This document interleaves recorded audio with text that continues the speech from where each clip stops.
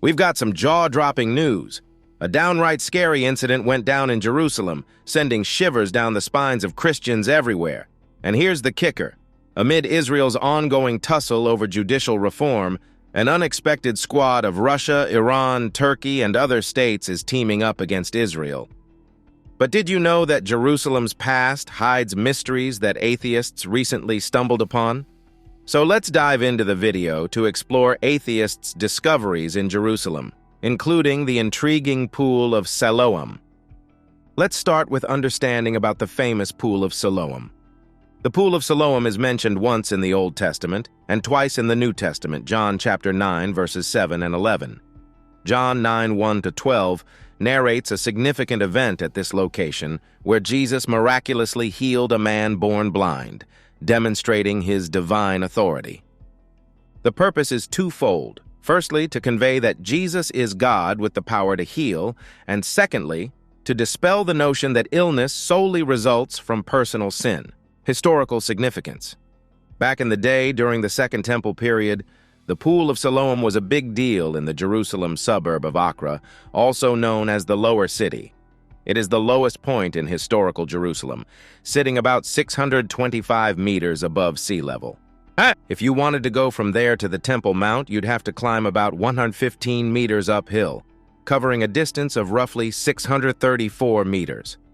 The Jerusalem Talmud notes that pilgrims would kick off their annual journey to Jerusalem at the Pool of Siloam. They'd trek up to the Temple Mount to offer goodies in the temple court. This wasn't just any pool. Pilgrims used it for a ritual cleanup before making their way to the temple. Imagine it as a spiritual pit stop before hitting the holy spot. Now, let's talk about Hezekiah. He's behind the Pool of Siloam, building it during his reign to keep enemies away from the spring's water. The pool was smartly fed by a new Siloam tunnel, replacing an old Canaanite tunnel vulnerable to attacks. Hezekiah took action when the Assyrian king Sennacherib came knocking. The old Gihon spring outlet was sealed, and the Siloam tunnel took place. You can find this story in 2 Chronicles 32:2-4. In those times, the Pool of Siloam had a nickname, the Lower Pool, as mentioned in Isaiah 22:9. There was also an older upper pool, fed by the ancient Canaanite tunnel, 2 Kings 18:17, Isaiah 7:3. Moving on to the Second Temple period, the pool got a makeover sometime around Alexander Jannaeus' reign, 103-76 BCE. Even during Jesus' time, it was a happening place. In the Gospel of John, there's this story about Jesus sending a blind man there for a miracle. The pool was more than just a watering hole. It likely served as a gathering spot for religious pilgrimages. Some folks think it might have been used for ritual baths, but it's huge compared to typical mikvahs. Fast forward to 70 CE, after the First Jewish-Roman War, and the pool's fate took a dive. The Romans destroyed it, and over time, rain brought sediment from the hills, covering the pool completely.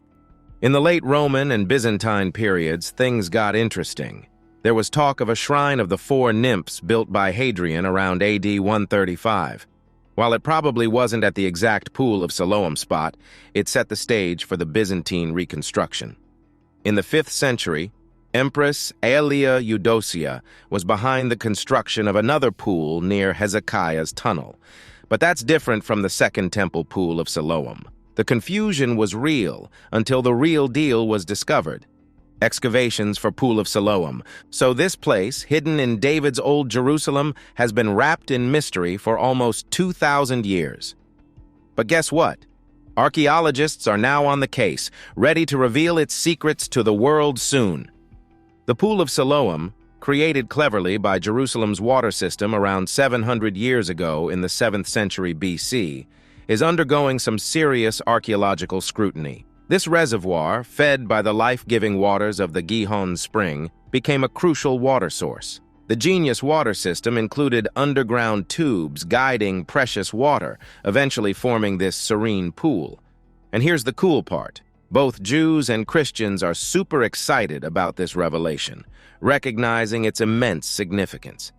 This historic pool isn't just a water source. It's immortalized in religious history, particularly in the 9th chapter of the book of John.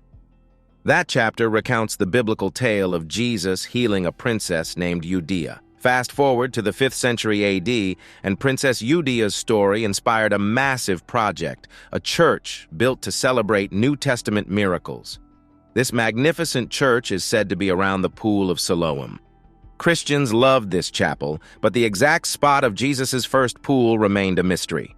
That is, until they were fixing a water line in the city of David. Discovery of Pool of Siloam.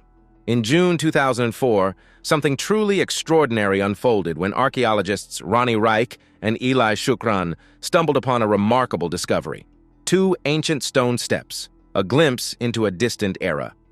As they explored deeper, an ancient pool, once brimming with life during the time of Jesus, was unveiled. This trapezoidal masterpiece, measuring a whopping 225 feet with angled ends, overlooked the Trapezium Valley, a spiritual refuge that went beyond just quenching physical thirst. During the excavation, archaeologists pinpointed the Siloam Pool's remains, a site where, according to the Bible, Jesus performed a miraculous healing of a blind man. This discovery strengthens the connection between Jesus' acts and ancient Jewish rituals, highlighting their interlinkage. The archaeologists carefully excavated the pool, still holding water, nestled within today's Arab neighborhood of Silwan. It served as a site for Jewish ritual immersions for around 120 years until the year 70, when the Romans destroyed the Jewish temple. Many of Jesus' deeds directly align with Jewish customs, exemplified in the miracle of the blind man. As per the Bible, the man was undergoing ritual immersion in the Siloam pool for entry into the temple precinct, and Jesus took that moment to cure his blindness. These excavation efforts have unveiled the pool's 50-yard length and a channel that brought water from the Silwan spring. Furthermore, in the last week, archaeologists unearthed a section of stone road leading from the pool to the Jewish temple. The moment that we revealed and discovered this 4 months ago, we were 100% sure it was the Siloam pool, exclaimed archaeologist Eli Shukran, marking a breakthrough in uncovering a site closely associated with one of Jesus' miracles. We know today that the Siloam pool is connected to the Temple Mount. There is a road that connects the 2 elements. The entire system is clearer today, added Shukran, further shedding light on the intricate connections between the Siloam pool and the spiritual epicenter of the Temple Mount. Also, the Bible scholar Stephen Pian shared insights, emphasizing the spiritual significance of the Siloam pool's waters. He noted that the waters were deemed so pure that they could purify even a leper. Explaining Jesus' choice to cure a blind man in these pristine waters, Pian highlighted the temple's restrictions that barred individuals with disabilities. The whole point is that people will not only be healed physically, but also healed spiritually. This discovery helps bring the gospel alive in the context of Jewish practice, he stated. Archaeologists from the Israeli government's Antiquities Authority also unearthed biblical-era coins, pottery shards, and a stone bottle cork, providing concrete evidence linking the site to the Siloam pool. The stone-lined pool, with steps on all sides, has significant portions uncovered, including corners, an esplanade, and the water channel leading to it. According to the New Testament, Jesus applied clay to a blind man's eyes and directed him to wash in the purifying waters of the Siloam pool, granting him sight. The pool, a significant stop for pilgrims making their thrice-yearly journey to Jerusalem, served as a ritual immersion site and a water source for drinking. Jews would camp around it, and Jesus, as a pilgrim in Jerusalem, likely frequented the area for its water supply. The Israeli Antiquities Authority is in talks with the Greek Orthodox Church, which owns the land, to continue the excavation. The pool is believed to be beneath an overgrown vegetable garden and large trees.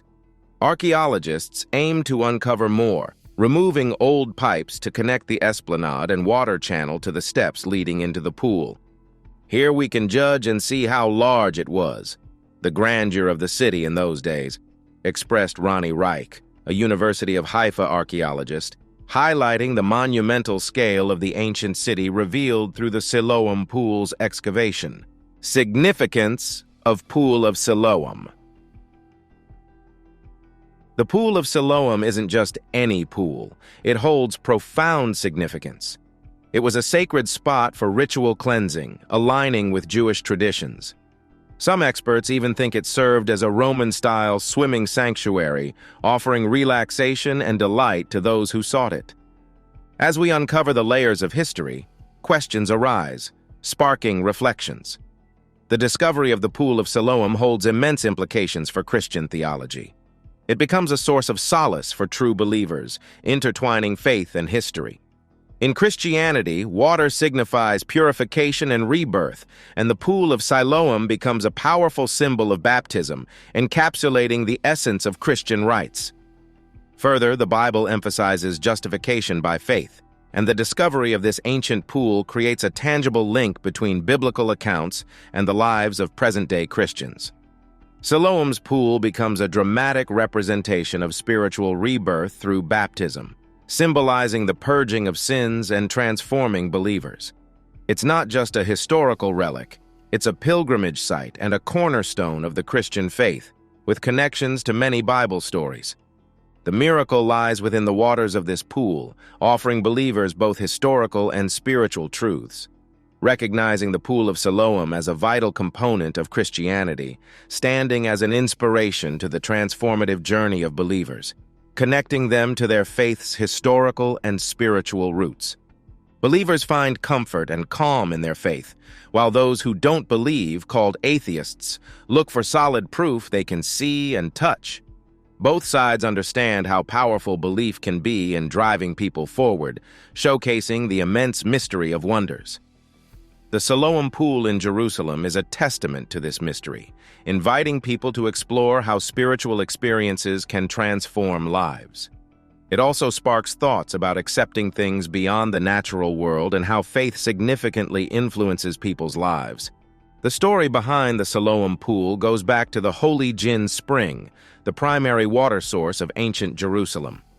To safeguard this crucial water supply, King Hezekiah led the construction of a tunnel that redirected the spring's water to the southwestern part of the city. This smart move ensured a steady flow of water, promoting the growth and sustainability of the city. Discovery of Canaanite Cave.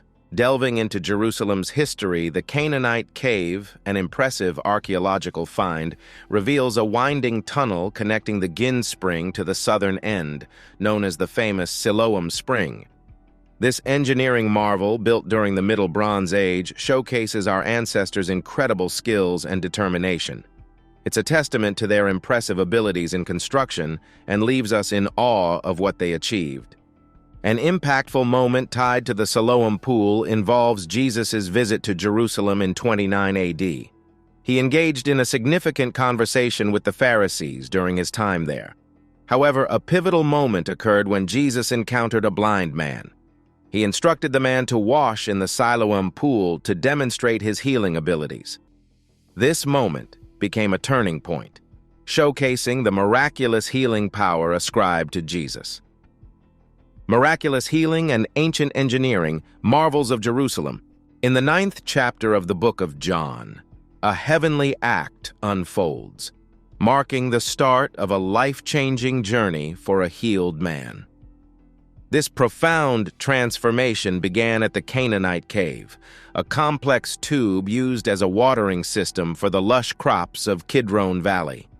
Scholars engage in lively debates about the cave's origins, leaning towards its construction during the Great Canaanite period. The clever design of the tunnel, featuring strategically positioned outlets, played a crucial role in distributing water for agricultural purposes. It stands as a testament to historic water resource management, showcasing the ingenious ways of our ancestors. Further, the Canaanite tunnel's innovative design, intricately carved from solid rock, reflects an astonishing planning and construction competence level. The deliberate construction redirected water from the Ghan Spring to nourish fields, revealing the ancients' keen awareness of water resources and unwavering dedication to farming. Later on, the Hezekiah Tunnel was built to adapt to changing needs, supplementing water supplies. This evolution exemplifies the ancients' ability to respond to challenges with practical solutions. The Canaanite cave, undoubtedly predating the Hezekiah tunnel, reveals early knowledge of water management, shedding light on a time before Jerusalem's fortification. Extensive research and excavation at the Canaanite tunnel unearthed ceramics and items from the Middle Bronze Age. These discoveries confirm the tunnel's long and flourishing existence during that remarkable period, offering crucial insights into an ancient civilization's daily lives and achievements. The different viewpoints surrounding these historical wonders only add to the intrigue, further explaining the need for continued exploration and understanding of Jerusalem's rich and intricate past. The biblical Pool of Siloam in St. John's Gospel. The Pool of Siloam, as mentioned in St. John's Gospel, holds a special place in the hearts of believers, stirring powerful emotions and sparking religious debates. So in the Gospel of John, there's a unique mention of the Pool of Siloam in John 9:7, where a blind man's sight is restored by washing in its waters. The line goes, "He smeared the mud on the blind man's eyes and said to him, 'Go wash in the Pool of Siloam.'" John 9-6b, 7 Nas B. The term Siloam carries a deeper meaning, sent. Going further into its significance, Thayer interprets it as a sending out, gushing forth of water. This meaning suggests a depiction of water actively gushing or being sent into the pool, emphasizing a physical rather than a spiritual essence. One of the remarkable aspects of the New Testament is its references to real historical figures and places. From Herod the Great, Matthew 2:1, to Pontius Pilate, Matthew 27:2, Caesar Augustus and Quirinius, Luke 2:1-2, and even King Agrippa and Herod Antipas, Acts 25:13, Revelation 2:13, these are individuals tied to historical records. The Pool of Siloam stands as a tangible example of an actual historical location referenced in the New Testament. These historical references, cities, and locations scattered throughout the text contribute significantly to the credibility of the Gospels. Moreover, this connection between the biblical pool and its archaeological counterpart brings immense comfort to Christians, reinforcing their trust in the reality of miraculous events. It establishes a tangible link between faith and historical accuracy. The discovery of the Pool of Siloam in 2004 fueled curiosity, potentially validating the biblical tale. The striking similarities between the archaeological site and the biblical narrative offer crucial evidence for Christians, solidifying their faith in supernatural events recounted in sacred books. However, thoughtful skeptics present counter-arguments, emphasizing that the pool's existence doesn't definitively prove supernatural events in the Bible. They advocate for critical thinking, asserting that believing in the pool's reality doesn't require embracing every aspect of the biblical narrative as absolute truth. This ongoing debate encourages introspection, fostering an environment where both faith and skepticism coexist. For devout Christians, the Siloam Pool is powerful proof of Jesus' heavenly might. The healing of a blind man in this sacred water is viewed as a testimony to Jesus' exceptional skills and a reminder of his life's achievements. The pool transforms into a symbol of faith, evoking a profound connection to biblical events and spiritual principles. Miraculous healing waters and ancient mysteries. When delving deep into the pools of Jerusalem, attention naturally turns to the pools of Siloam and Bethesda, both holding significant importance in biblical accounts. These waters, linked to miraculous healings, showcase the profound impact of Jesus' boundless healing abilities. The incidents at these pools, where Jesus restored sight and healed paralysis, illustrate his caring nature for both physical and spiritual well-being. Recent archaeological discoveries near Jerusalem unveil a captivating palace, believed to be from the biblical Jewish kingdom. The site is located in East Tepiat and boasts finely carved stone houses and artifacts, including 3 ornate stone capitals. Scholars are intrigued and puzzled by the intentional burial of these priceless goods, possibly dating back to the 9th or 7th centuries BC. Adding to the mystery is the Canaanite Tunnel, an impressive ancient waterway in Jerusalem. Constructed around the Middle Bronze Age, it raises doubts about its origins. The lush Kidron Valley farms utilize the tunnel as a watering system, showcasing advanced engineering ideas and its clever design for distributing water. Skeptics are confronted by the tunnel's existence, providing a tangible link to the past. Meanwhile, David's City, a crucial landmark in ancient history, sparks controversy and criticism. While skeptics cast doubt on biblical accounts, subsequent findings confirm the city's actual existence. Further, the remnants of a palace overlooking the Temple Mount bear witness to the grandeur of ancient Israelite rulers. As the city's significance intertwines with religious writings, it stands as an everlasting testament to historical facts. Inscriptions on a stone stela, possibly commissioned by King Hatti al-Aram, reveal a significant detail. The engraving names Isaiah of the House of David, unequivocally linking the city to King David's genealogy. With its Hebrew-like language, this discovery confronts skeptics and lends credence to the historical legitimacy of the Davidic kingdom. In the face of contradictions, atheists grapple with new findings that challenge old narratives. Recognizing the importance of thorough examination, recent discoveries such as inscriptions citing Isaiah and David's ancestry cast doubt on historical skepticism. This evidence prompts a re-examination of different viewpoints, fostering an environment where doubts and beliefs coexist. The exploration of ancient ruins and forgotten history unveils the enigmatic tapestry of our shared human journey. Each discovery takes us deeper into our origins, enhancing our understanding of past societies. As a repository of echoes from other civilizations, history invites us to accept the intricacies and mysteries that define our collective existence. Contradictions emerge as we navigate the Pool of Siloam, the city of David, and other historical revelations. This exploration prompts reflection, presenting believers with confirmations while skeptics face hurdles. Going beyond specific perspectives, exploring ancient ruins compels us to recognize the depth of humanity's past, fostering a nuanced understanding where doubt and conviction coexist harmoniously. So, what do you think of the terrifying discovery in Jerusalem? Comment below and subscribe for more.